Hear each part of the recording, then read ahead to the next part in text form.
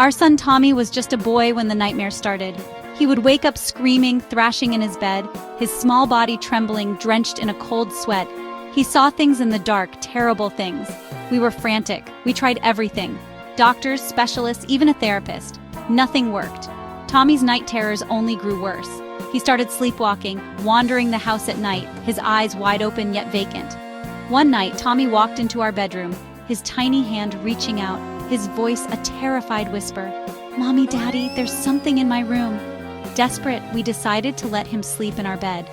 To our surprise, it worked. Tommy slept soundly in our presence. The nightmares ceased, but our relief was short-lived. A new kind of fear began to creep into our hearts. Something wasn't right.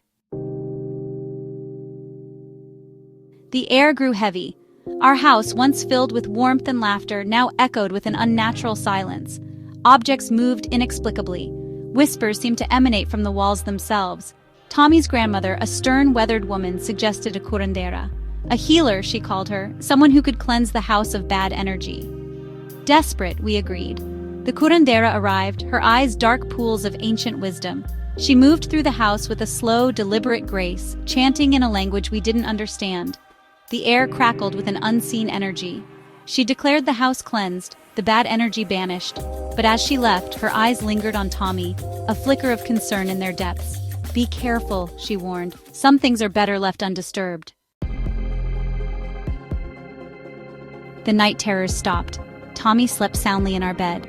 But the house felt different. It was as if something had been awakened. Knocks echoed through the empty hallway. Doors creaked open, then slammed shut. Shadows danced at the edge of our vision. A feeling of dread permeated our lives. Tommy grew increasingly withdrawn, his laughter replaced by a haunted silence. He would stare at the corner of the room, his eyes wide with an unspoken terror.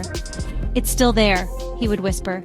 We tried to be brave, tried to convince ourselves it was just our imagination, fueled by stress and lack of sleep. But deep down, a primal fear began to take root. One night, the terror reached its peak.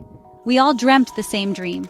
A chillingly vivid nightmare. A dark figure, shrouded in shadows, stood at the foot of our bed, its eyes burning with malevolent intent. We woke up screaming, drenched in a cold sweat, our hearts pounding in our chests. The room was ice cold, the air thick with a palpable sense of dread. We knew then we couldn't stay. We moved out the next day, leaving everything behind. The new owners, a young couple, dismissed our concerns. "Just an old house," they said, "full of character." We didn't argue. Some things, we realized, are best left unsaid. We moved on, but the memory of that house, of that shared nightmare, continues to haunt us, a constant reminder of the darkness that lurks just beyond the veil of reality.